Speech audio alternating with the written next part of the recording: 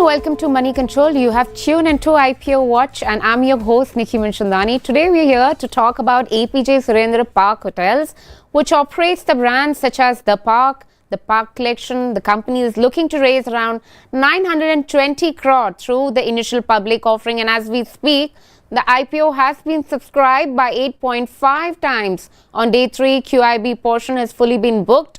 Of course, the company is offering the shares in the price band of around 147 to 155 apiece. The offer is a mix of fresh issue of shares to an extent of 600 crore and an OFS of another 320 odd crore. But to know more about the company's strategy, differential offerings, financials and the outlook going forward, we're being joined by Priya Paul, who's the Chairperson and the Executive Director of the company, and Vijay Dewan, who is the Managing Director of the company. Well, afternoon there, both Priya as well as Vijay. How are you doing? Excellent. Thank you so much for having us. Congratulations on the IPO being subscribed by as much as 8.5 times. It is the 8th largest hotel chain which is just turned profitable in FY23. What went behind it? And how sustainable is the profitable growth right now? The profitability is, of course, coming out after 2 years of COVID. So that was really the hit. But certainly we've been running our business since 1967, very successfully across all the brands that we own or we operate on management contracts or on leased arrangements. So we now have about 30 hotels across these brands of the Park Collection, Zone by the Park, Zone Connect. And of course, we have 81 food and beverage outlets. And that's really a cornerstone of our success in terms of engaging with customers and building loyalty. We also have the iconic Fleury's brand, which started in 1927. And that's also poised for greater growth across India in the next few years. So we're very excited about this IPO, which will enable our growth going forward. All right. Clearly, even the market participants are as much excited as you are in the initial public offering, and hence we're seeing the number that we are. But what really sets you apart from your peers? What's your strategy there to outgrow the markets, to cut through the competition, cutting edge, essentially? I'm just going to talk about strategy, and that's really how we built the company with using a strategy of leadership to differentiation.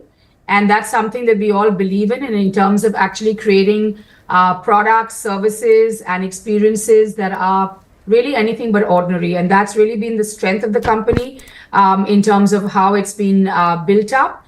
And on the other side, we have outstanding strengths such as the highest occupancy in the country at 92%. We have a variated food and beverage offering, which enables customers to engage with us and, of course, build the loyalty across our brands.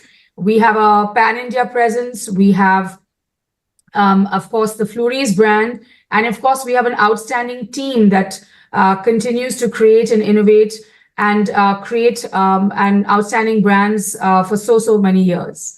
Mr. Dewan might want to add some more things here. Yes, so we have been in this business for over 6 decades right now. So we have built in a lot of trust and reliability. So the Park is today a very trusted and reliable brand. And we have earned this over the past 6 decades. We are present in the key growth markets of the country. We have India's leading occupancy and RevPAR. And in the occupancy sphere, we enjoy a 30% premium over the competitors. In some of our hotels, we are doing close to 100% occupancy. And the occupancy, again, is high at the Park hotels because our customers love us. They believe in us. More than that, they trust us. Another reason why we are successful and will continue to be successful in the years to come is because of this trust factor which our customers have on us. And that creates a strong brand pull towards the Park hotels. And that is the key differentiator. We are also very strong in food and beverage. which is our biggest strength. We believe that value creation for a brand is in the hospitality business today cannot be just by quality and services. It's also by events and entertainment. So value creation for us is not just quality and experiences, but it is also coming in because of events and entertainment. And that is also a key differentiator. We are also very strongly present now in the F&B retail side of the business, which is the fastest growing in the country at the rate of 18 to 20%. And there we have Fleury's, our iconic brand, which started in Calcutta and has been on the culinary landscape of Calcutta since 1927. And here we have 73 outlets at the moment, largely present in West Bengal and also now in Maharashtra and Mumbai and Navi Mumbai region. And we plan to enter soon, continue to expand in West Bengal as well as in Mumbai, but also soon enters the cities of Hyderabad, Pune and Delhi. Overall, for Fleury's, we have a pan-India plan, and we plan to execute it over the next 5 years or so. Our growth has been exceptional, and we have had a growth of 96% in terms of revenues over the previous year. We had a 1,300 basis point improvement in EBITDA, and we are absolutely committed to sustained growth and on sustainability being green and to provide superior corporate governance going forward. Sure. Let's also talk about your average occupancy rates. It's been a little higher as compared to the industry standards. 91.77% is what the company is looking at. What kind of more hotel chains are you looking at to capture the kind of demand, because the occupancy rates are really high, and what kind of growth can be anticipated from them? So the Indian hospitality is at the moment at the beginning of the golden phase, and this is going to continue as we move forward. There's a huge demand-supply mismatch which is there in the system, and it's going to continue. The demand side is growing at the rate of 10.6%, and the supply side is only growing at the rate of 7.5%. India today has only 178,000 rooms in the branded category, and this is not more than 60,000 rooms are getting added over the next 5 years or so. And most of the supply is back-ended, and it's outside the key growth markets where we are present. So the increase in demand is going to help us in driving our occupancies further forward. And also, more significantly, it is going to help us in driving our average room rate forward. And this will significantly help in our growth going forward in our existing properties.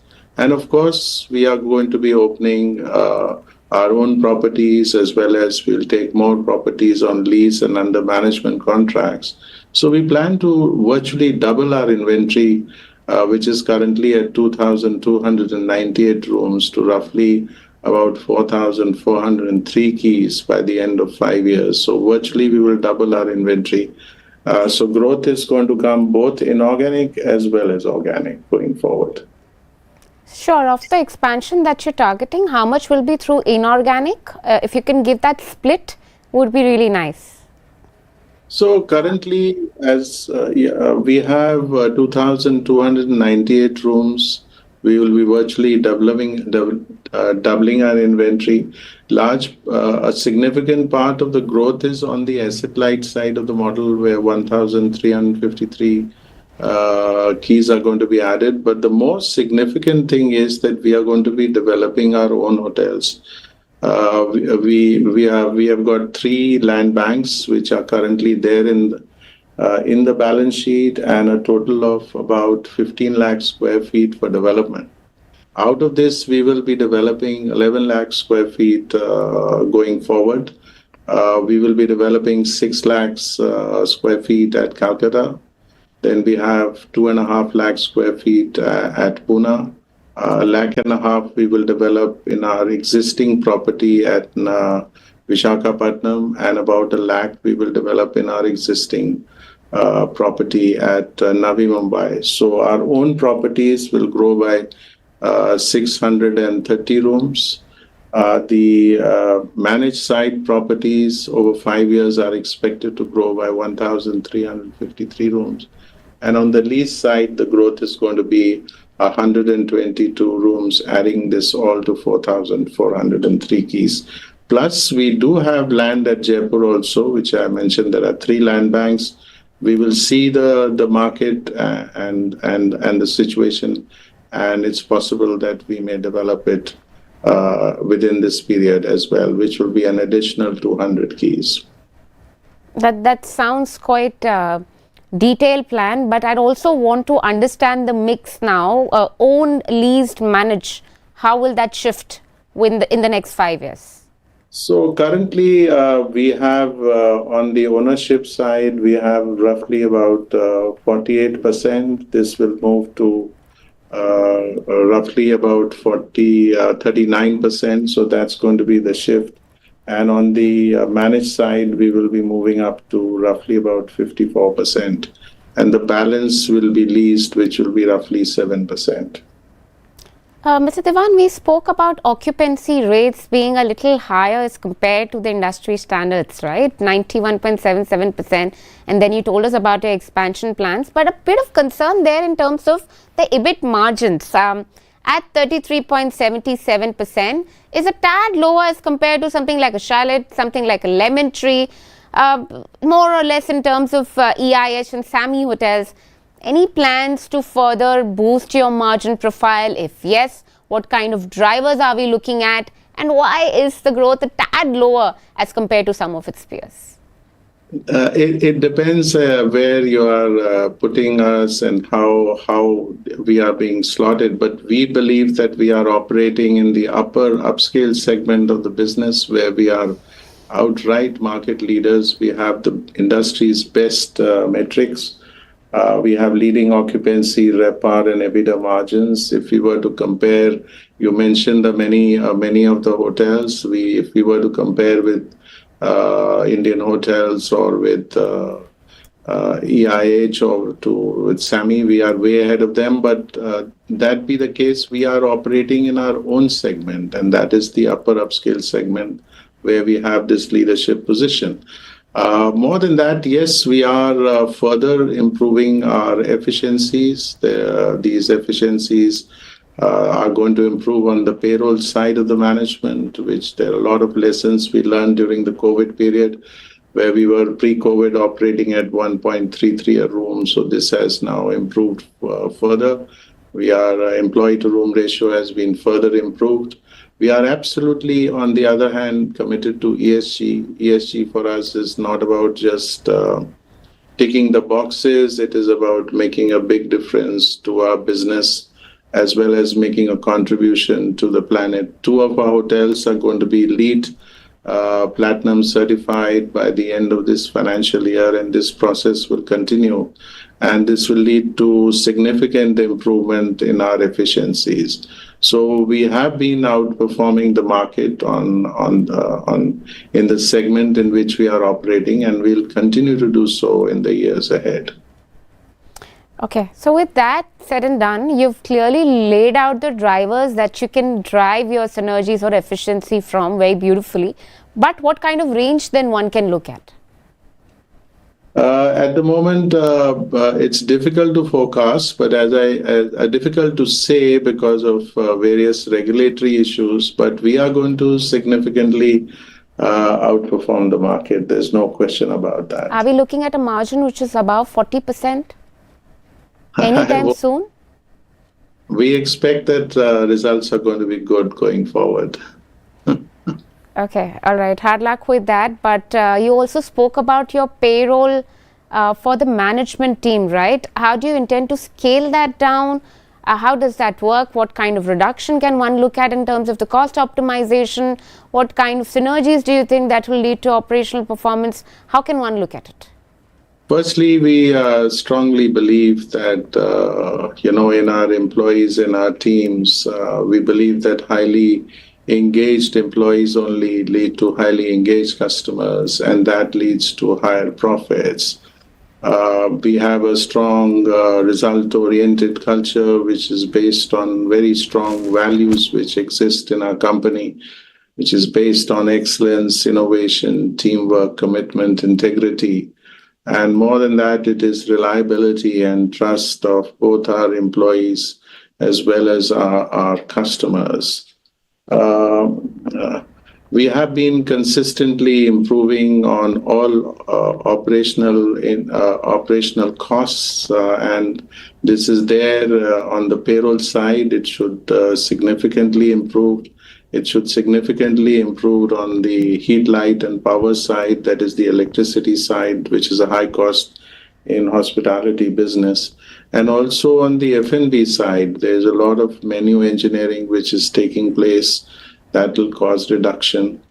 And then is, of course, our big strength, which is there, is in technology. We have a revenue management system which is the best in class, and that, coupled with our highly motivated sales and marketing and revenue teams, it leads to a very high occupancy and RevPAR position for us in the market. All right. Your revenue part is highest versus the industry standard. Of course, that is also because of the higher occupancy rates there. We've already established that point. But do you expect that to perhaps, do you see that a trend now moving forward too in terms of the industry standards? What kind of growth are you projecting versus the industry growth? Growth for us on the ARR side in the previous year has been, on the ARR and RevPAR side, has been in the range of 12 to 14%. ARR increase last year was 12%, and the RevPAR increase was 14%. I'm talking not about last year now, in the first 6 months of this year, and there is no reason that this will not further improve. Okay, that's pretty encouraging, I must say. The company is amongst also the few hotel companies with zero debt status post-listing. You already spoke about inorganic plans. Can you give us more insights as to what can one look at, anything that has been identified, which geography that will come through, how many rooms can one look at, any more details on that? I did give you the details. Yeah, okay. Yeah. So 2,200 keys going up to 4,403 keys. No, I got that. You've specified that right at the word go. I got your remarks there. So there's no sense of reiteration that I'm particularly wanting to understand. Which geography typically can one look at? Perhaps the company scaling up is what I'd want to understand. So pan-India, it's a pan-India strategy for us. We may not be currently present in some of the markets. We are not there in Mumbai having our own hotel. We are not there in Goa having our own hotel. We do have 4 properties in the asset-light side of the model in Goa. We have a property in Navi Mumbai. But we plan to look at it and cover these fast-growing markets in the years to come. Okay. All right. Those are some of the plans which have been laid out there. Also, right now the company is a zero debt company. How much leverage is the company comfortable with otherwise, or do you intend to be that debt-free status through and through, given the kind of approach that you've had towards the strategy? What's the strategy there? Yes, so I mean, the IPO proceeds, as I mentioned, will be used to pay off the debt of about 560 crores. And we wish to be debt-free for the foreseeable future. And I think that really will give us headroom to look at investing in our own properties, in building out the 830 rooms that Mr. Dewan talked about, which are our own properties, and then looking and doing a Flurys expansion, which will take us across the country. And over and above this, our internal accruals will be significant, and that will enable us to look at other investment opportunities, growth opportunities as they come. But from a company point of view, we would like to keep the debt near zero levels. All right, Priya, we've got your point, and I'm really scrambling to pose in difficult questions, but look like the financials at this point of time are in the favor. But we're going to come back to you again after your quarterly earnings, perhaps with little more questions there. but we leave it at that for this time. Thanks so much. Bye. All right. With this, it's a wrap. Thank you so much for tuning in.